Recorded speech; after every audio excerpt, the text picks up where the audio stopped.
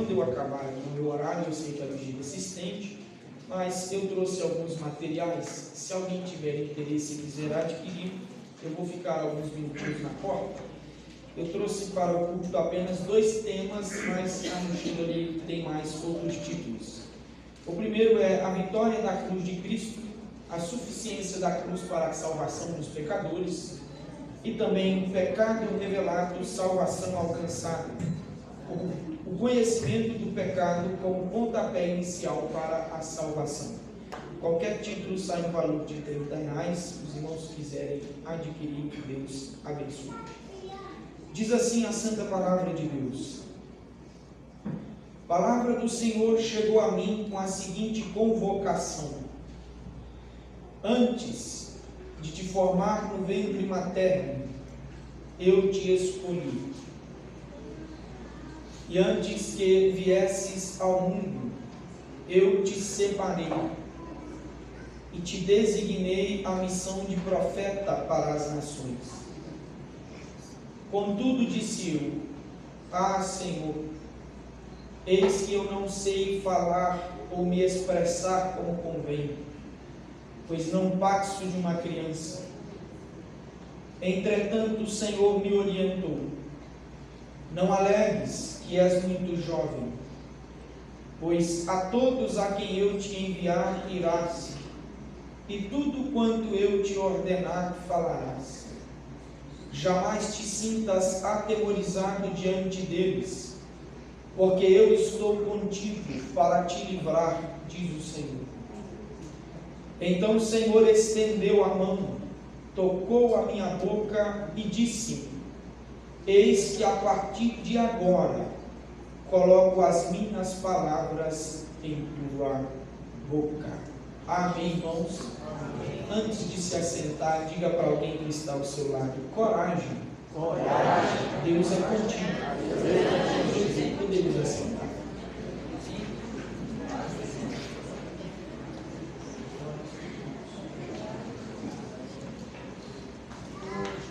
Em rápidas palavras, irmãos, eu posso dizer que eu sou alguém apaixonado pela vida e obra e ministério do profeta Jeremias. Sem dúvidas, este jovem profeta exerce grande impacto à minha fé, e eu gostaria de usá-lo como meditação para nós aqui nesta noite.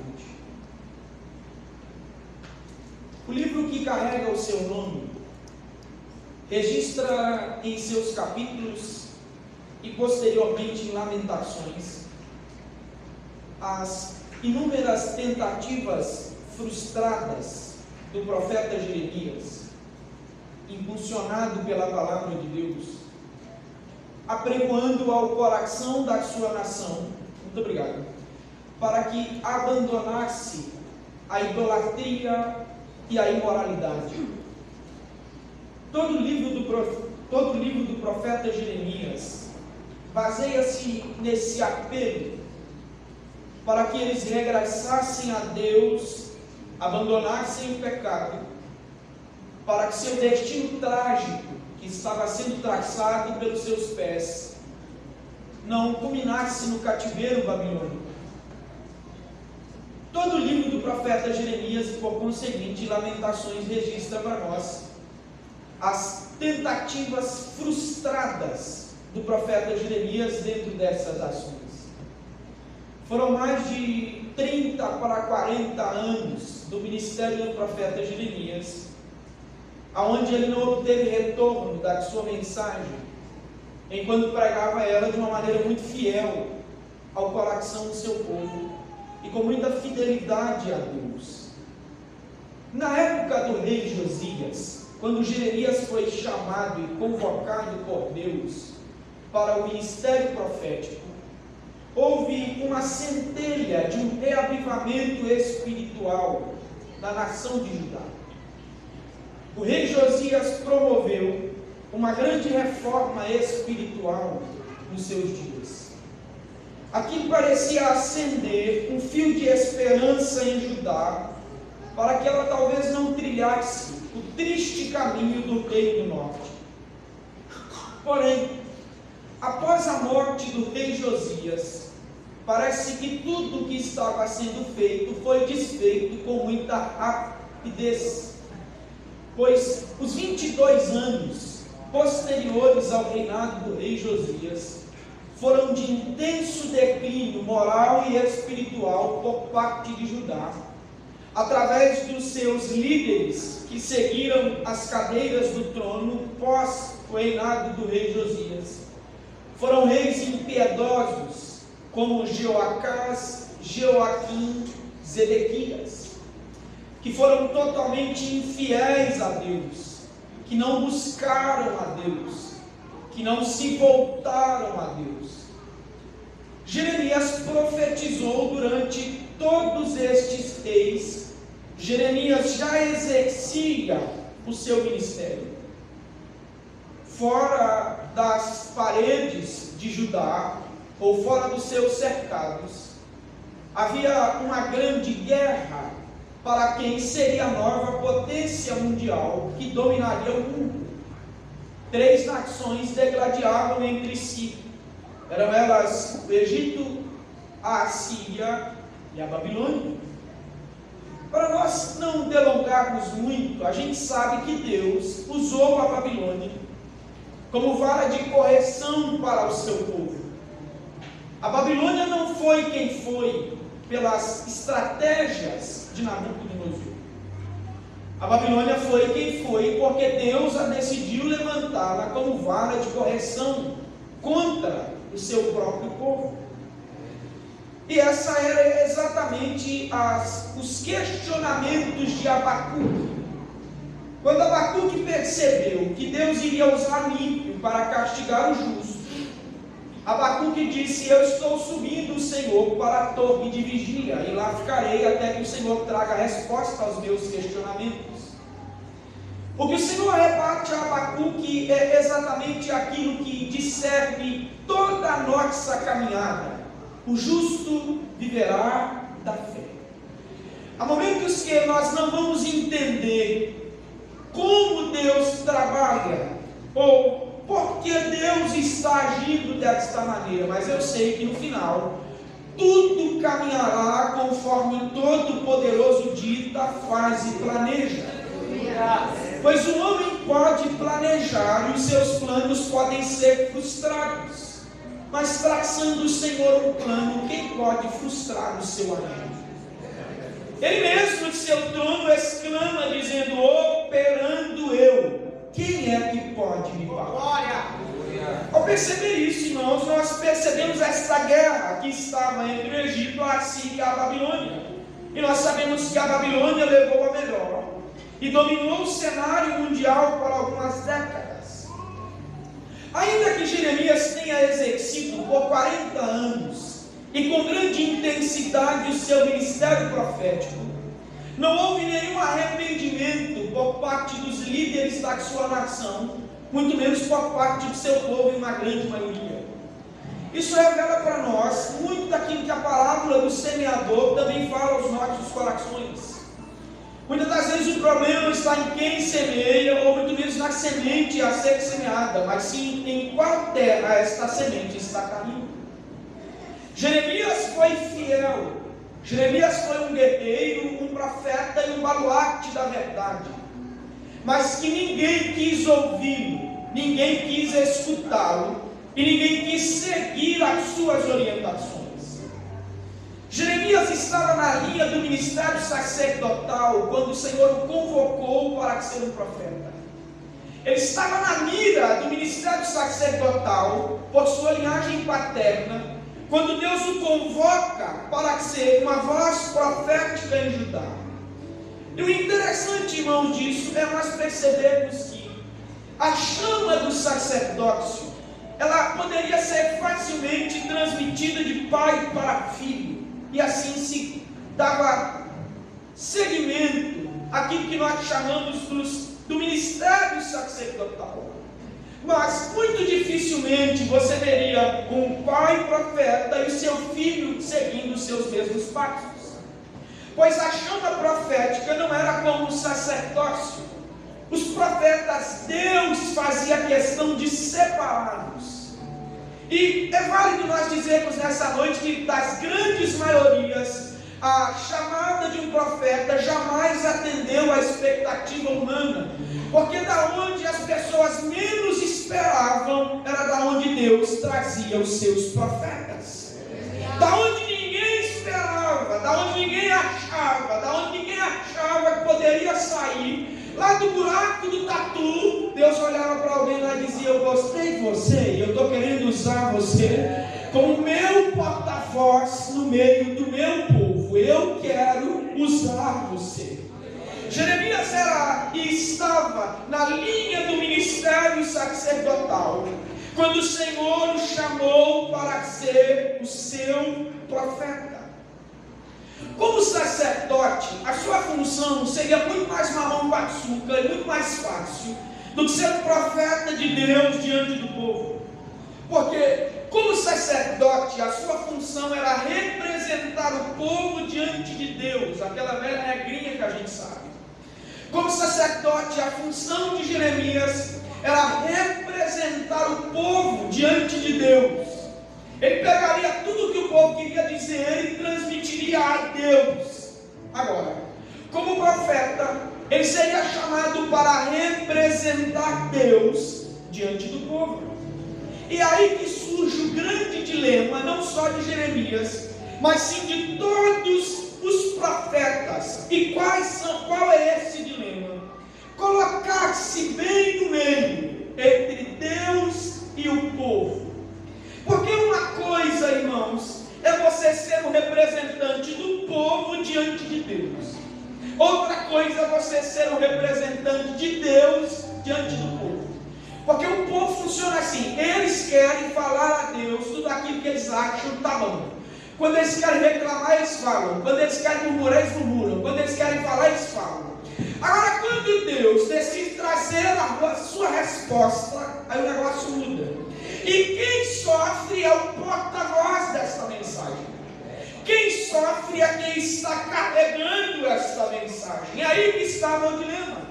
Jeremias estava bem no meio de um Deus irado para com um povo que não queria se arrepender. E quem sofria? O porta-voz desta mensagem. Jeremias coloca-se bem no meio entre Deus e o povo, obedecendo a Deus, proclamando suas duras palavras.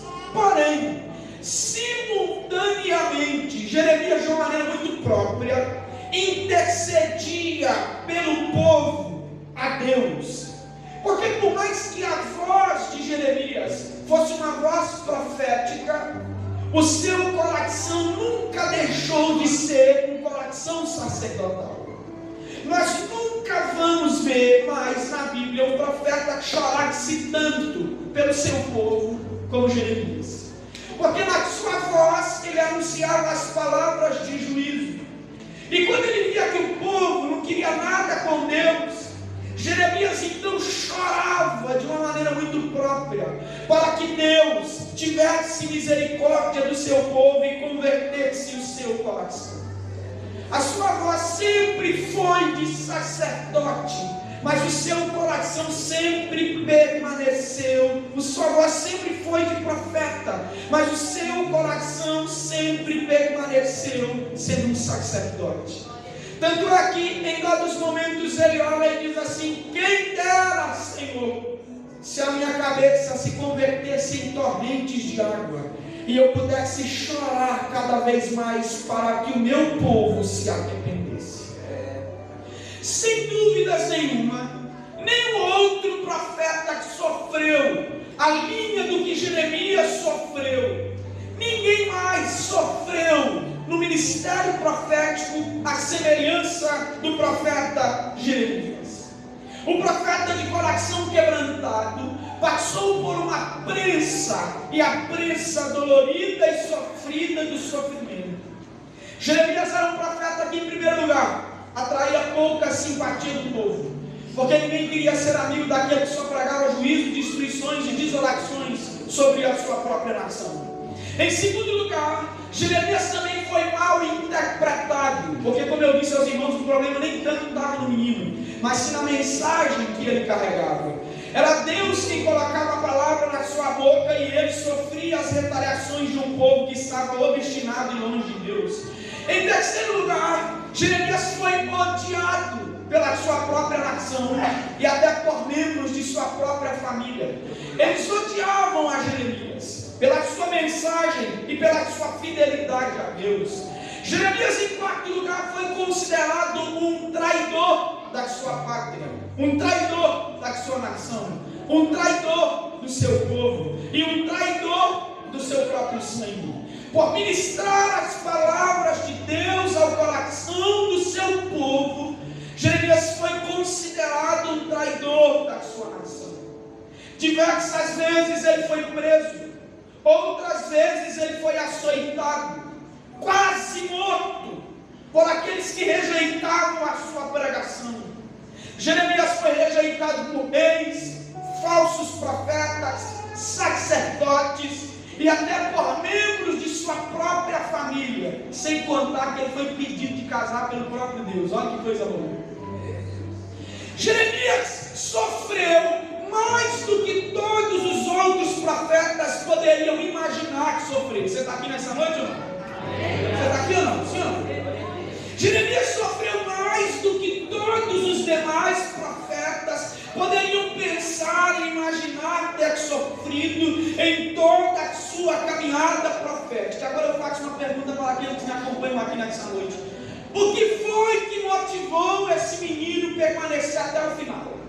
Porque você não tem o abraço do seu povo, você não tem retorno da sua pregação, você fala e ninguém quer escutar. Em troca da sua mensagem, o que você recebe é ódio, fome. O que você recebe são xingamentos e linchamentos em nome de traidor. O que é que motivou Jeremias a ministrar durante mais de 40 anos do seu ministério? Eu respondo essa pergunta ao coração dos irmãos aqui nessa noite. Como Deus o chamou e a maneira com que Deus autenticou o seu ministério foi o que fez com que esse menino prosseguisse até o final, mas não largasse aquilo que Deus colocou na sua vida. A forma com que Deus chamou Jeremias, a forma com que Deus colocou um brasão em seu peito, a forma com que Deus colocou as palavras na sua boca, a forma com que Deus o encorajou no primeiro dia que Deus o chamou, fez com que ele considerasse toda a oposição, mas em contrapartida ele via a forma tão potente e tão poderosa com que Deus o chamou, e Jeremias considerava dizendo: podem vir todos os homens, mas eu me lembro muito bem do dia em que ele me chamou. Pelejarão contra ti, Jeremias, mas não hão de prevalecer contra ti, porque eu sou contigo, diz o Senhor, para livrar você. A forma com que Deus chamava um profeta o marcava pelo resto de sua vida. Gente, a forma com que Deus chamou Jeremias o marcou. A forma com que Deus carimbou no seu coração as suas palavras o marcou.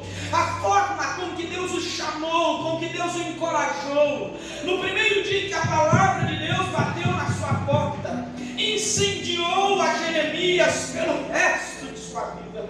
E Jeremias descreve para nós, do versículo 4 ao versículo 9, como se deu essa chamada, como Deus o achou, o encorajou e o chamou para tal função.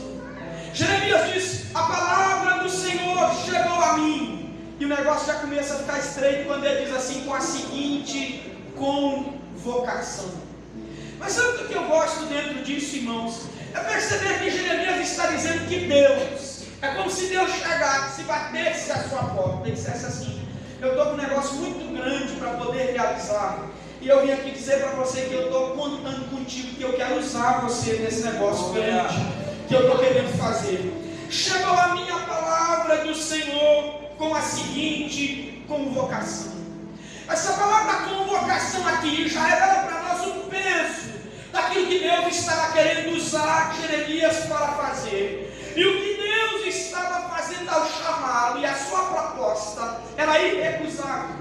Porque quando o texto diz para nós, chegou a mim com a seguinte convocação, Jeremias já estava revelando para nós: eu jamais, em hipótese alguma, poderia dizer não, porque eu fui convocado, mas eu não fui convocado por um homem, eu não fui convocado por um rei, eu fui convocado pelo próprio Deus. Ele se apresentou a mim, me convocando para esta obra. Foi Ele quem se apresentou a mim, dizendo: eu estou te convocando para uma grande obra que eu quero realizar.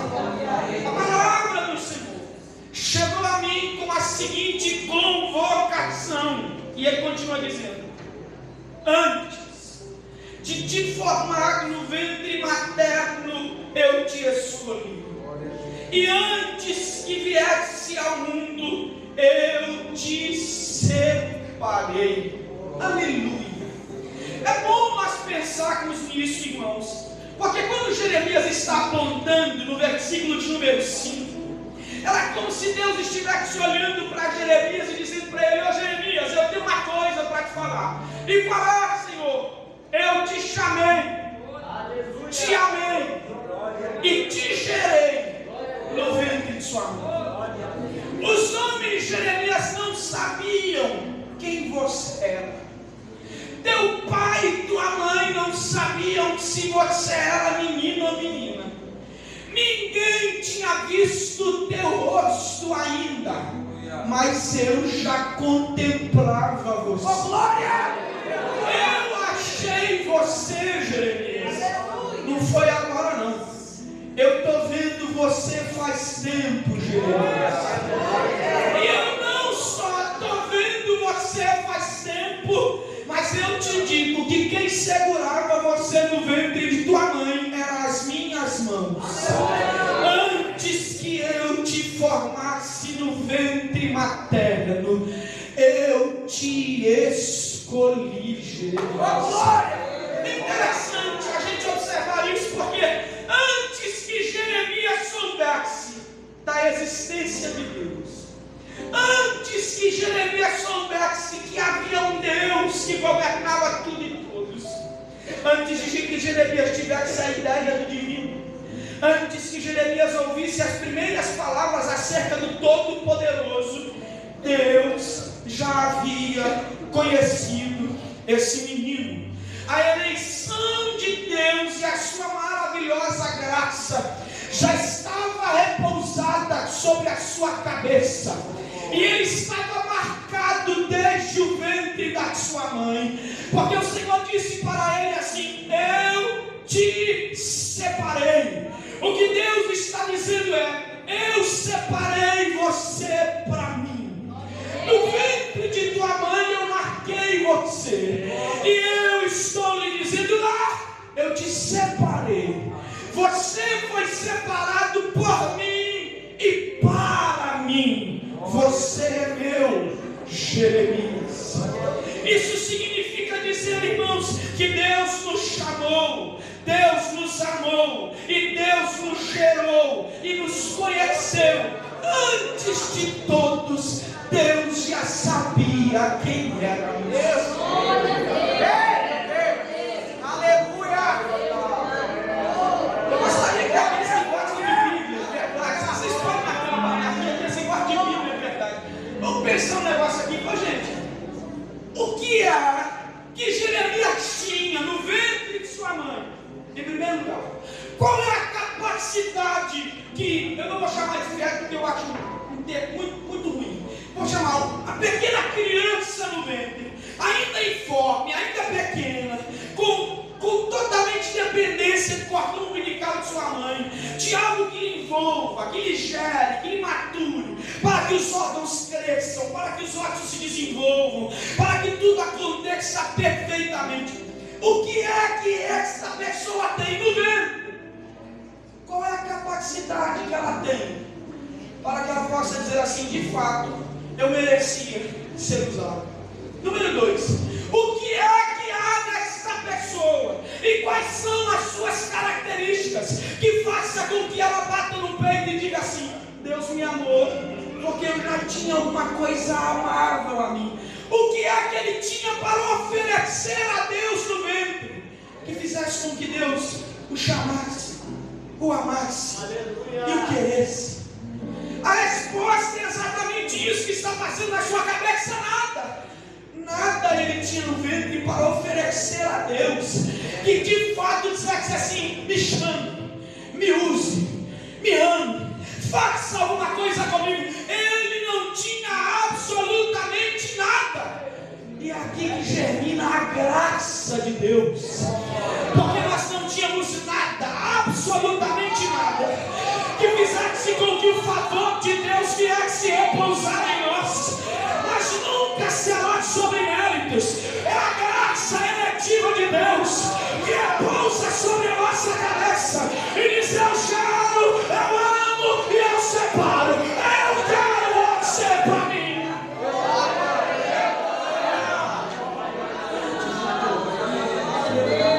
Antes de qualquer um botar os olhos em você, antes que você soubesse que havia um Deus, antes que você soubesse que havia um Todo-Poderoso, ele já sabia quem tu era, meu irmão. Ele já sabia quem você era, meu rapaz. E lá no ventre, não foi agora não, mas quando até estava lá no ventre, ele disse assim: eu quero você para mim. Oh, aleluia.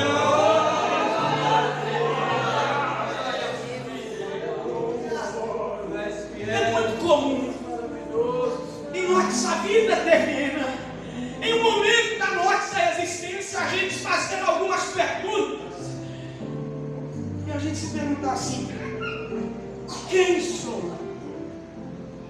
O porquê eu estou aqui?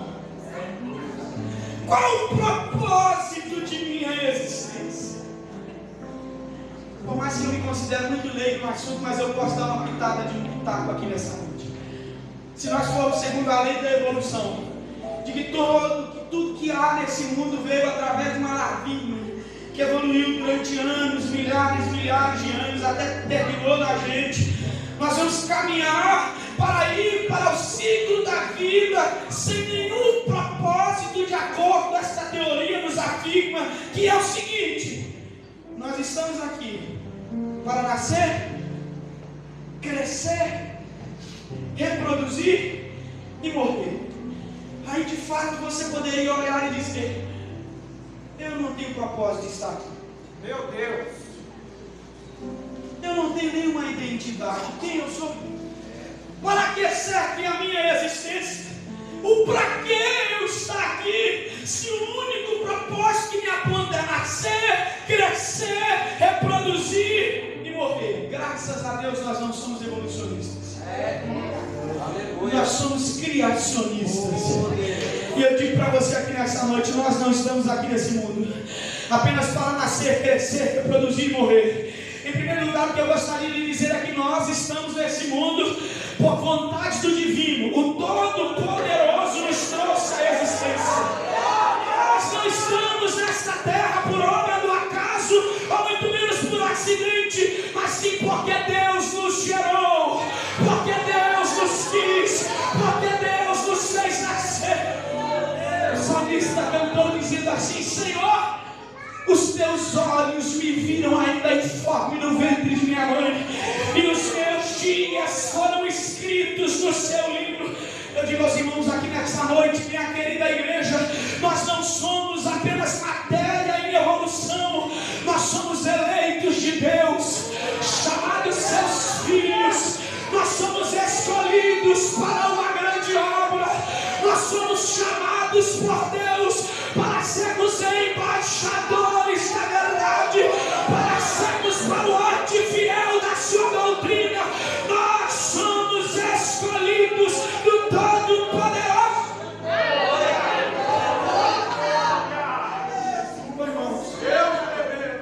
No dia das crianças eu meditei muito sobre isso, e eu digo a vocês aqui nesta noite: algumas crianças são verdadeiras sementes santas, preservadas por Deus para um grande propósito. Você já reparou que a maioria dos genocídios eles batem. A Bíblia Sagrada, a partir do momento que alguém teve a seguinte notícia: desse povo hebreu pode nascer a qualquer hora um libertador. Aí eles diziam assim: mata todo mundo. Porque se tem alguém que sabe, irmãos, que crianças podem crescer e se tornar uma arma potente nas mãos de Deus, esse alguém é o diabo. Porque ele viu ao decorrer da história várias vezes isso acontecer.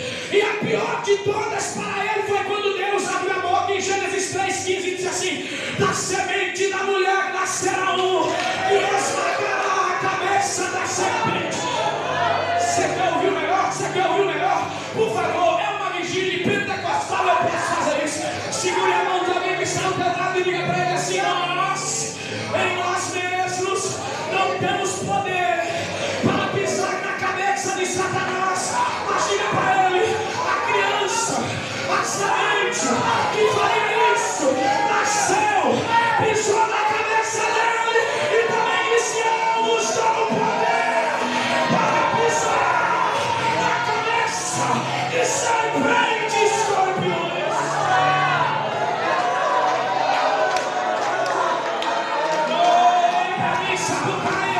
Eu digo para você que nessa noite a tua existência tem um propósito. Você é uma semente santa, preservada por Deus para um fim. Ele te usará, Ele te capacitará, Ele fará alguma coisa através de você.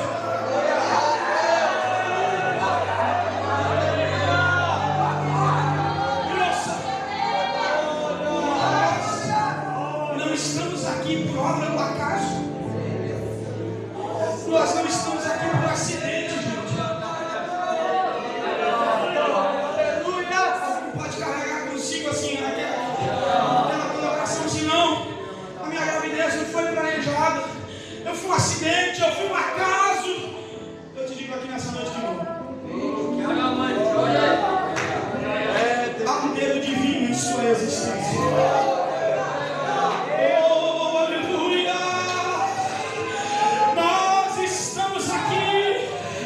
Porque Deus nos gerou para Ele. Porque Deus nos gerou para Ele. E nós só chegamos até aqui porque a mão de Deus tem nos sustentado desde o ventre de nós.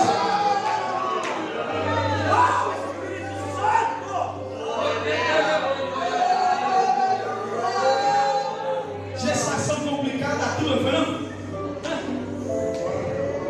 Vida difícil a sua, vamos? Vamos estão aqueles que já beberam mingau, fubá, no couro, arroz, tomate e ovo em casa. Quando tinha, só almoço. Onde estão aqueles que ficaram na incubadora? Onde estão os prematuros? Que a medicina diz assim: não tem chance de vida. Onde estão aqueles que vieram de uma família difícil, desnutridos, passaram fome, necessidades? Nem você explica como chegou até aqui. Mas nessa noite eu tenho uma resposta para você: a mão de Deus.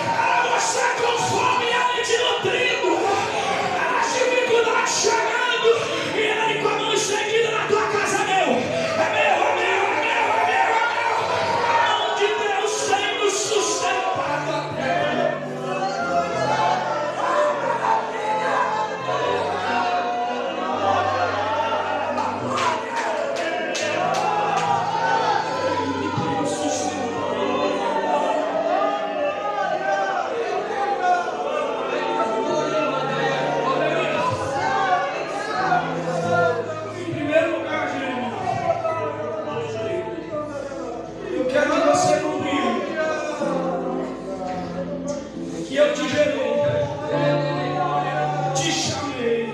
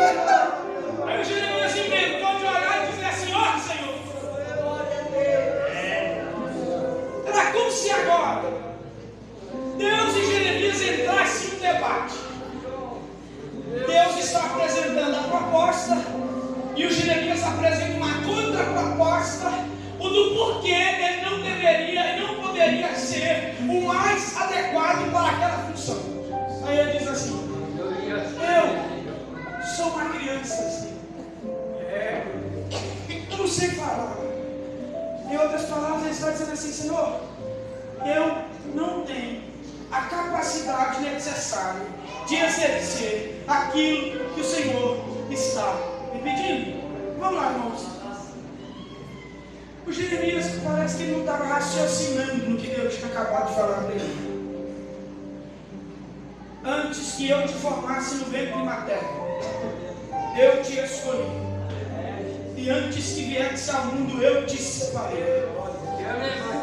Quando Deus estava dizendo isso aqui para o Jeremias, o argumento que ele estava dizendo agora já não valia de nada.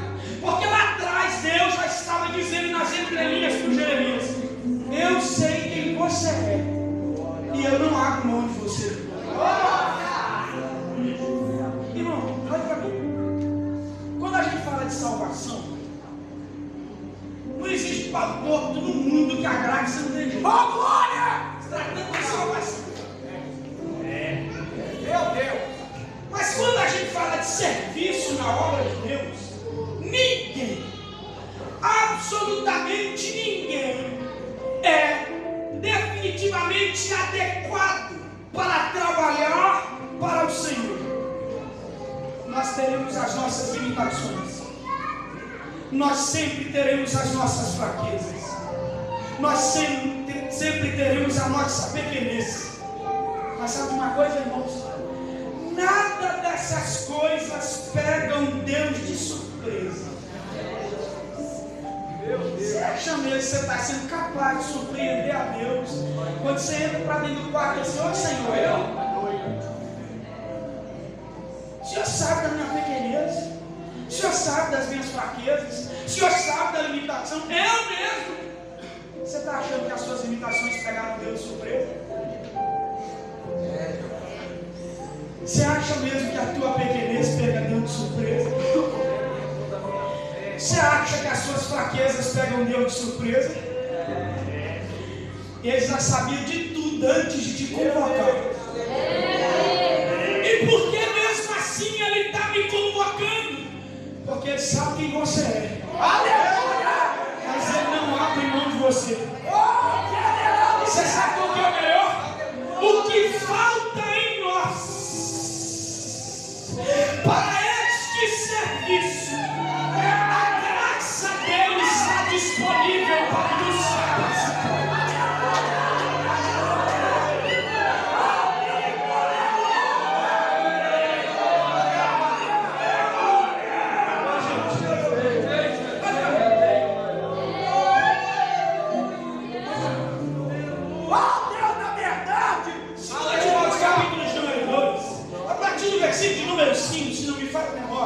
O apóstolo Paulo olha para Timóteo e diz para ele assim: Timóteo, meu filho, milita a boa milícia. Como aquele que milita a boa milícia não se embaraça com as coisas desta vida, a fim de agradar aquele que o alistou. Cadê os homens? Os homens, levanta a mão. Eu sei que tem uns que tem dúvida. Levanta a mão. Levanta a mão. Glória! A gente vê 18. Primeira coisa que o homem tem que fazer quando ele faz 18, né, tira a carteira. Primeira coisa que a gente tem que fazer é se alistar. Se alistar. Eu estava dizendo esse dia que, graças a Deus, no Brasil não tem guerra. Você já pensou? Que tipo de soldado que a gente tem? Meu Deus! Você já imaginou? Mas vamos deixar essa conversa para outra dia. Mas a gente fez 18, os homens fez 18. A gente tem que ir lá botar nosso nome. Eu dei graças a Deus no dia que eu peguei minha dispensa. Você já pensou o que eles iam fazer com esse meio quilo? Ô gente, eu não peço nem 50 quilos, é 49,200, 49,500. Não chega nem a ser um saco de cimento completo. Quanto que pesa um fuzil? Você já imaginou com um fuzil nas costas? Não dá. Mas a gente fez 18, então a gente tem que ir lá listado em glória a Deus no dia que eu peguei minha dispensa. Só que Paulo está dizendo assim: a fim de agradar aquele que o alistou. Quando ele está colocando esse o ali, muda o rumo da conversa. Porque não é sobre alguém que foi lá dizer para o outro: me alista. eu posso servir. Eu tenho a característica necessária para isso aí que está dizendo, não. Ele está dizendo assim, a fim de agradar aquele que alistou. É como se Paulo estivesse dizendo assim, ele botou nosso nome lá, Timóteo. Foi ele que colocou nosso nome lá. Não tem para onde a gente correr. Não tem argumentos para a gente falar. E você quer ouvir uma coisa aqui nessa noite? No dia em que ele colocou nosso nome lá, ele não perguntou se você sabia fazer. Porque Deus nunca chega dizendo assim, tu sabe fazer alguma coisa. Deus nunca chega dizendo assim, você sabe liderar? Deus nunca chega dizendo assim, você sabe pregar? Deus nunca chega dizendo assim, tu sabe pastorear? Ele nunca chega dizendo para nós, você sabe ministrar, você sabe fazer? O que Deus sempre chega e diz é assim, eu vou fazer de você uma grande obra nas suas mãos. Eu gostaria que você compreendesse aqui nessa noite que no dia em que Deus te chamou, Ele não estava contando se você sabia, Ele não estava contando se você tinha. O que Ele estava contando é se você tinha disponibilidade para ser o que Ele estava te chamando para ser.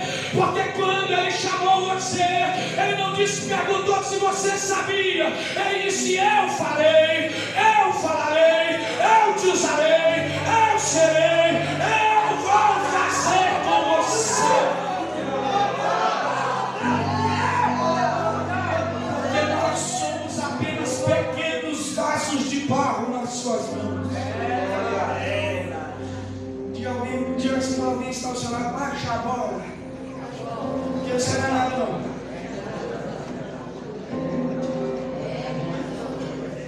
Tu és eu, meu Deus, aleluia. Quando Deus está dizendo isso para Jeremias, ele dá uma olhada para si próprio.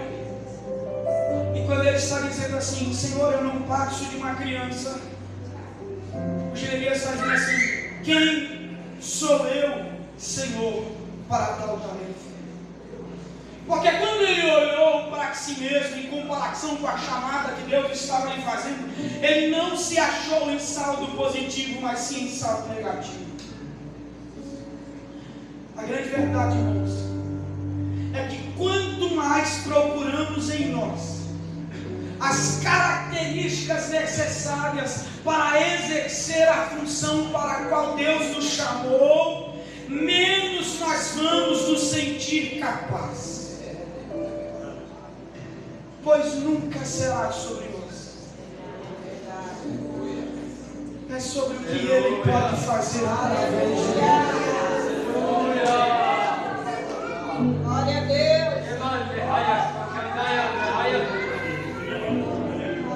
A vigília do Sapucaias consegue pensar comigo aqui nessa noite isso? Que não é sobre a gente, mas sim sobre o que Deus decidiu fazer através da nossa vida.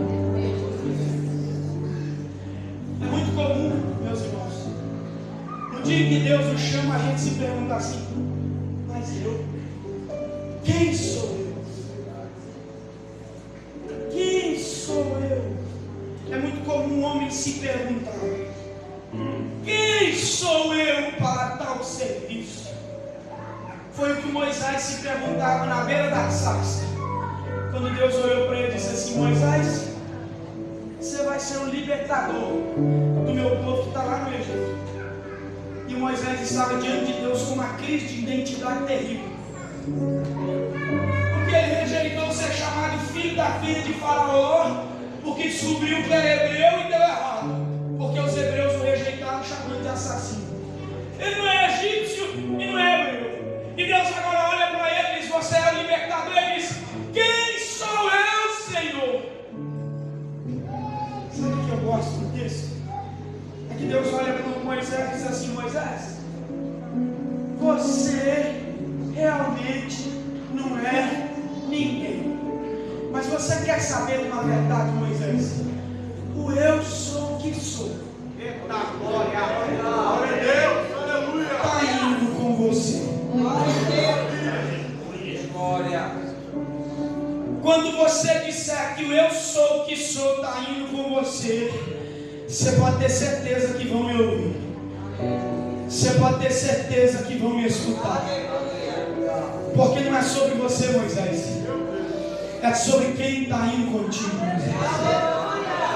Não é sobre quem você é, Moisés. É sobre o que eu estou fazendo através de você, Moisés. O eu sou o que sou está indo com você.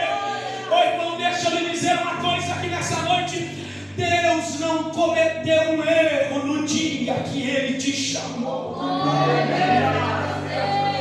Porque não há erros no cronograma divino. Deus jamais visita a família errada. Deus jamais bate na porta errada.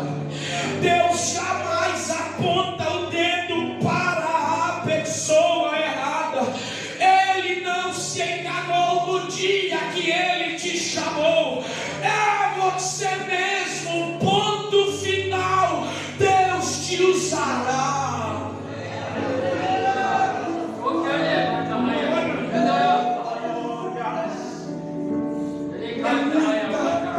Incredulidade da nossa parte ao pensarmos que Deus não pode nos usar apesar das nossas limitações. Uma coisa é nós conhecermos as nossas fraquezas, outra coisa é nós dizermos que elas impedem de Deus fazer alguma coisa através de nós. Quem disse para você que Deus não pode lhe usar?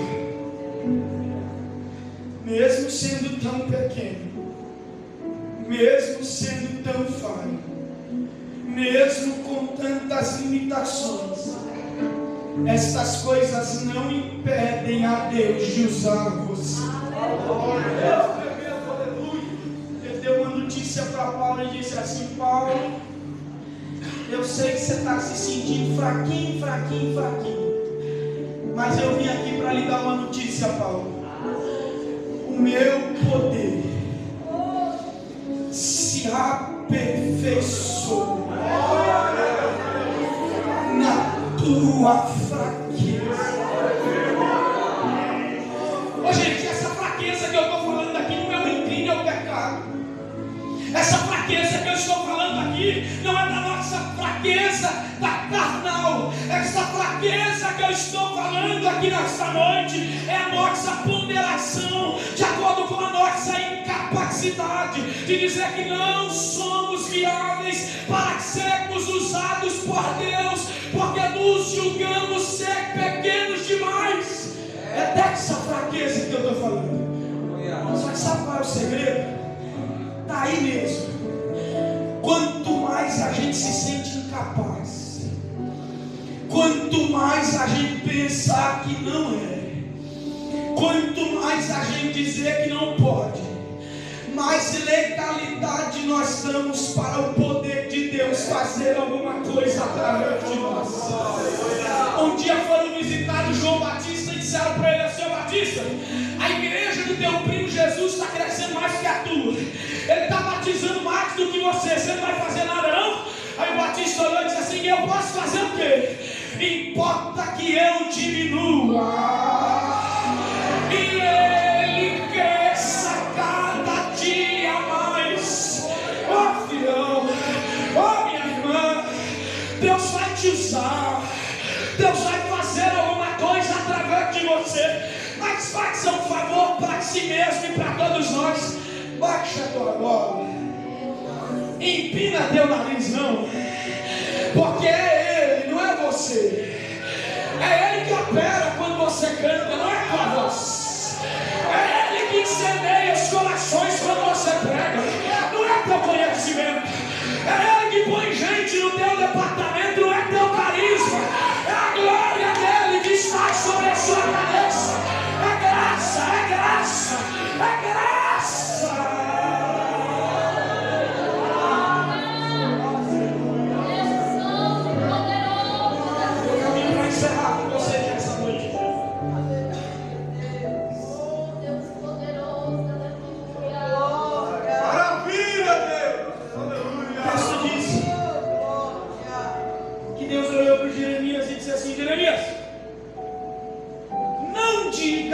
você é uma criança. Pois aonde eu mandar você ir, você vai. Meu Deus. E o que eu mandar você falar, você fala. Aleluia, Jesus. Talvez o Jeremias ainda estava se perguntando como ele faria isso, quando ele disse para nós no versículo 9: então o Senhor estendeu a mão e tocou a minha boca e disse: hoje eu coloco as minhas palavras na sua boca. Aleluia. Glória a Deus. Irmãos, tudo que a gente precisa, a mão de Deus tem para nos dar. O Isaías, quando contemplou a glória de Deus, ele disse assim: quem sou eu? Sou um homem impuro e habito no meio de um povo de impuros lábios. Quando ele acabou de dizer, ele disse assim: mas veio um serafim com uma brasa tirada do altar. Glória a Deus. Com a tenaz na sua mão, Deus tremendo. e tocou a minha boca Maravilha. e disse: purificados estão os teus pecados. No dia em que a mão tocou a boca de Isaías, juntamente com as brasas, elas o purificaram. No dia que a mão do Senhor tocou a boca de Jeremias, ela o encheu para 40 anos de ministério. Onde estão os vigileiros que têm coragem de levantar a mão comigo aqui nessa madrugada? No início dessa noite ainda, a mão de Deus está vindo sobre nós aqui neste momento. Eu não sei do que é que você está precisando, mas a mão de Deus está fortalecendo você aqui nessa noite. Ela está tocando você, está dizendo: eu te purifico, eu te encho, eu te capacito, eu te dou dons, eu te dou unção, eu te levanto, eu te comemoro, eu te batizo, eu faço. A mão de Deus está vindo sobre nós agora.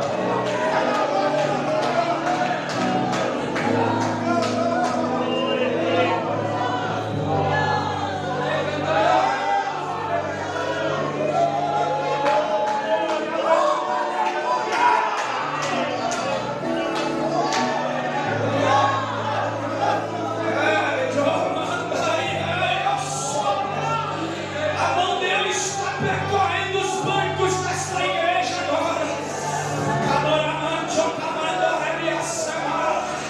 Apresente para ele a tua limitação. Apresente para ele aonde você disse que não pode. Ele te dá unção, jovem. Ele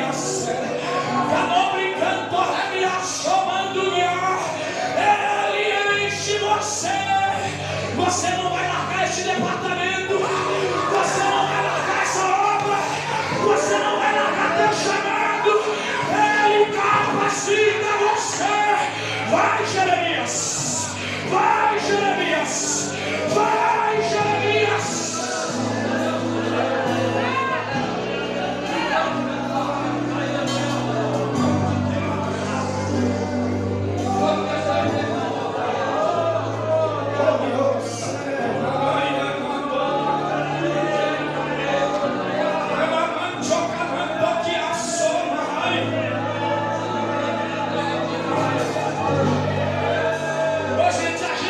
Desculpa para dizer para Deus que não podemos fazer aquilo que Ele colocou nas nossas mãos. Ele põe a semana e a chorar. Porque se a gente precisa de unção, Ele dá. Se a gente precisa de graça, Ele tem. Se a gente precisa de dom, Ele fornece. Se a gente precisa de poder, Ele consegue. É tudo por Ele, para Ele, é para Ele, é por Ele. Ele quem faz, Ele quem ganha, Ele quem dá, Ele quem põe, Ele quem tira. Eu só estou dizendo para você nessa noite: me dá a tua vida e deixa te usar. Me dá a tua vida e deixa te usar. Me dá a tua vida.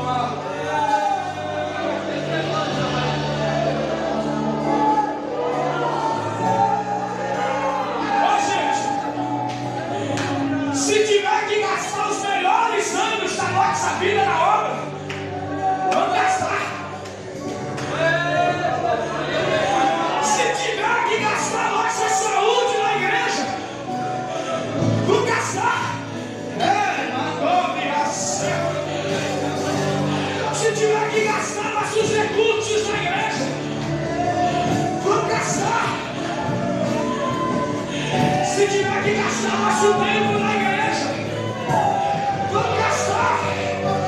E por que eu devo fazer isso, pregador? É que tinha gente demais, mas Ele escolheu você. Ele escolheu você. Ele escolheu você.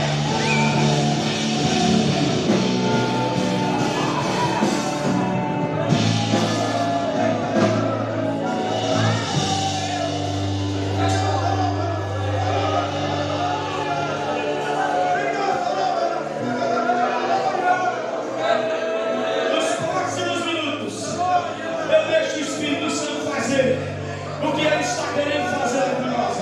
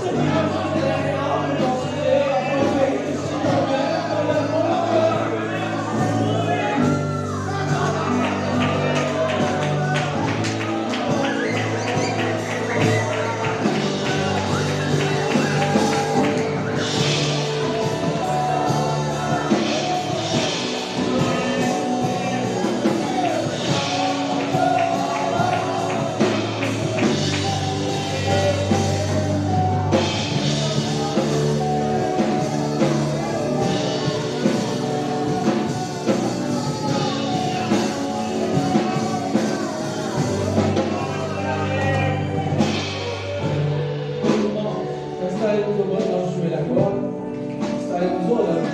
30 minutinhos de oração. Então voltamos para a segunda parte da